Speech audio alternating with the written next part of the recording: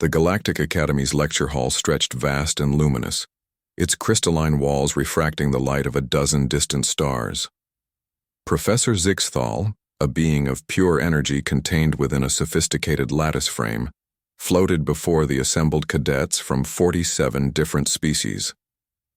His voice resonated through the translation matrix, reaching every mind in perfect clarity. And so, Zixthal continued, his lattice pulsing with academic enthusiasm, we arrive at the topic of Deathworlders, those mythological beings said to originate from planets of Class 10 or higher lethality. Surely you all understand this is merely folklore, yes?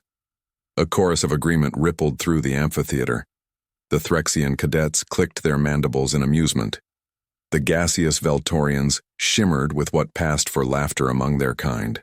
Even the usually stoic Kryn delegates allowed themselves low rumbles of entertainment. Dani Martinez sat perfectly still in the back row, her fingers drumming a nervous rhythm against her datapad. Beside her, Noah Chen leaned over and whispered, "Don't." "He's wrong," Dani murmured back, her brown eyes fixed on the professor. "He's technically right," Noah countered. "Earth is classified 11.7 on the lethality scale. We're not myths. We're statistical anomalies that everyone is actively trying to forget about." Dani's jaw tightened.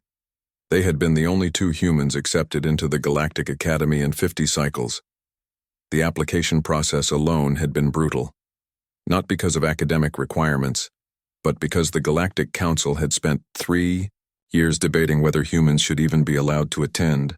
The compromise had been strict. No mention of Earth's classification. No discussion of human biological advantages. Complete and total assimilation into galactic norms. In other words, pretend to be normal, Professor Zixthal continued, his lattice brightening with the joy of dispelling superstition. The very concept is absurd. A planet where dihydrogen monoxide falls from the sky in its pure form, where the atmosphere contains free oxygen in concentrations high enough to sustain combustion, where predators evolved intelligence rather than herd species.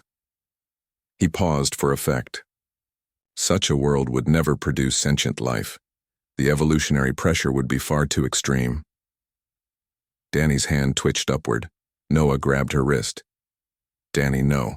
We agreed. We keep our heads down, we graduate, and we go home." "He's teaching them wrong information," she hissed. "He's teaching them what they want to believe." But Dani had spent 6 months listening to lectures that dismissed human capabilities as impossible.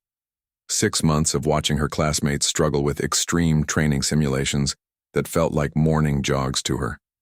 6 months of pretending that the 0.8 g standard gravity made her feel comfortable instead of like she was bouncing through water. Her hand shot up. The lecture hall fell silent.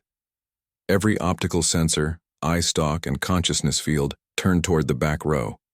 Professor Zixthal's lattice flickered with confusion. "Yes, Cadet?" He consulted his roster, his energy field dimming slightly. "Martinez?" Dani stood, and the simple act made half the room flinch. Humans were tall by galactic standards, unsettlingly so.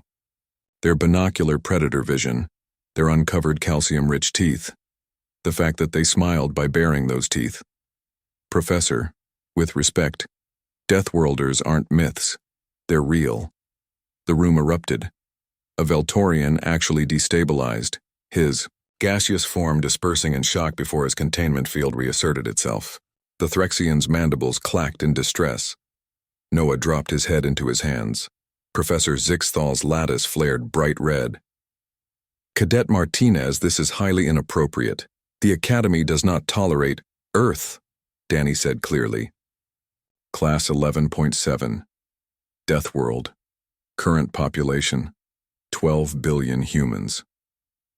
The silence that followed was profound. "Impossible," Zixthal breathed. "Earth is listed as Class 4, Garden World, approved for settlement and tourism. That's the classification." "We paid for," Dani said, her voice steady despite her racing heart. "The Council accepted our application for membership on the condition that we downplay our world's actual conditions. But facts don't change because they're inconvenient, Professor." A Kryn delegate, A hulking being named Thoraxis, who had become something of a friend over the past month, spoke up. "Martinez, what are you doing?" "Dihydrogen monoxide," Danny continued, ignoring the interruption. "We call it water. It falls from our sky regularly. Our oceans are filled with it. We drink it. We evolved in it." She looked around the room. "And yes, our atmosphere is 21% free oxygen. Our gravity is 1.3 times standard. Our planet is home to millions of species, many of which could kill us easily, and we became the apex predator anyway." Professor Zixthal's lattice was now flickering erratically. This is a jest. Some human humor we don't understand." Noah sighed and stood beside Danny. "It's not a joke. Show them, Danny."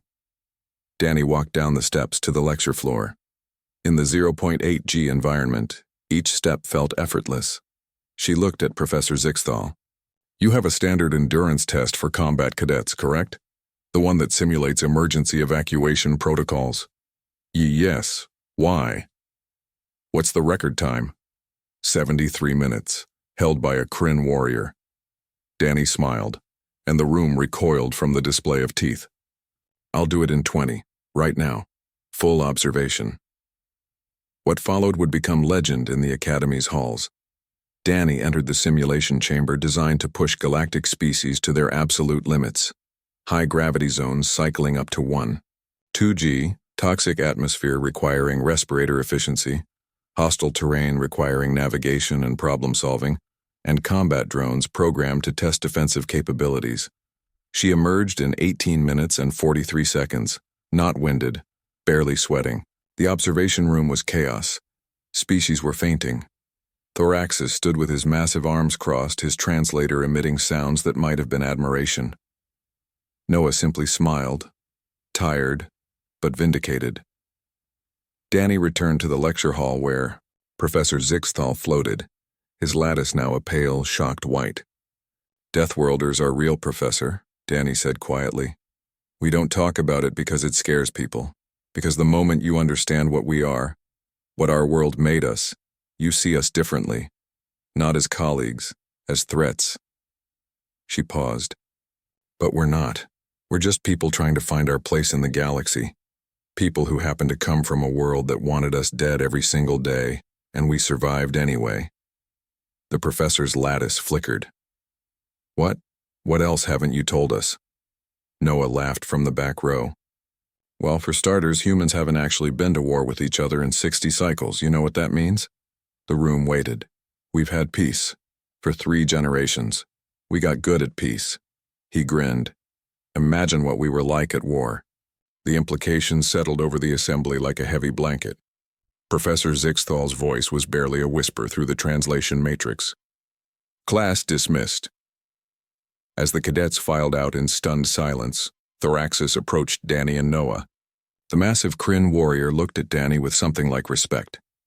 "You have made yourself memorable today, human." Danny shrugged. "Better than being forgettable." "Perhaps," Thoraxis rumbled. "But you have also made yourself a target. Many will fear you now." "They already feared us," Noah said. "They just didn't know why." As they left the lecture hall, Danny felt the weight of dozens of eyes following her. But she walked with her head high, her stride confident. Let them look. Let them fear. Let them understand. Deathworlders weren't myths, they were real and they were here.